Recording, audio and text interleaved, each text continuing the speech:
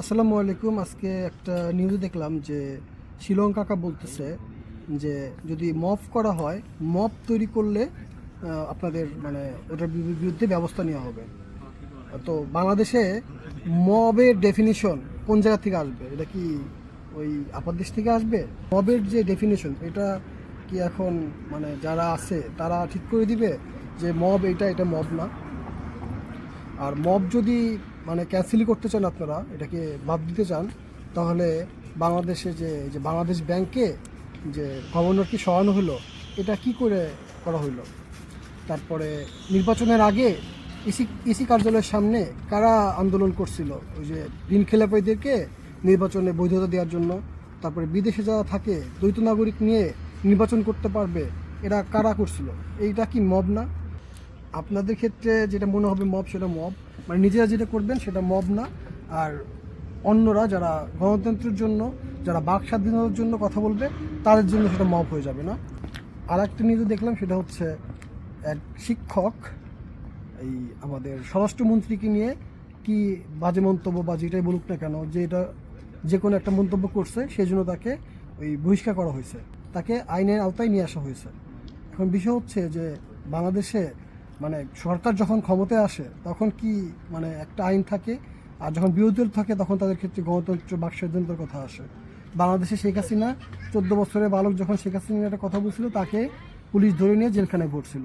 তো বাংলাদেশে কি এটা কন্টিনিউ থাকবে যে ক্ষমতা আসবে তাদের ক্ষেত্রে গণতন্ত্র এক ধরনের, আর ক্ষমতা বাইরে থাকলে তখন আপনার গণতন্ত্র এক ধরনের হবে?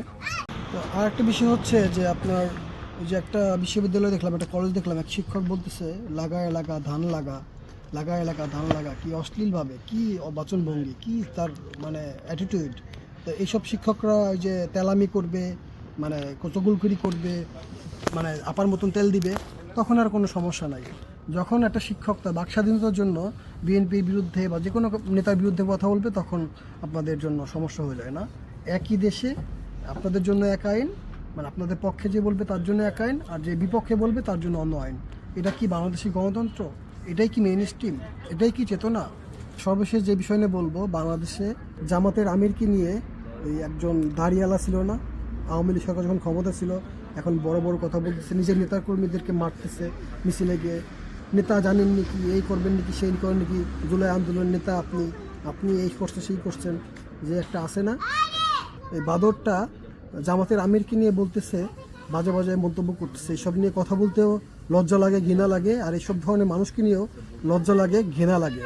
তো এদেরকে নিয়ে আর কিছু বলতে চাই না, শুধু এটাই বলতে চাই, আপনারা জামাতের আমিরকে নিয়ে যেভাবে মিথ্যা প্রচারণা চালাতেছেন, জামাতের আমিরকে নিয়ে যেভাবে ছোট করতেছেন, আপনার নেতাকে নিয়ে যখন কেউ করবে তখন আবার গণতন্ত্র, তখন আবার আইনের শাসন প্রতিষ্ঠা করতে যায় না।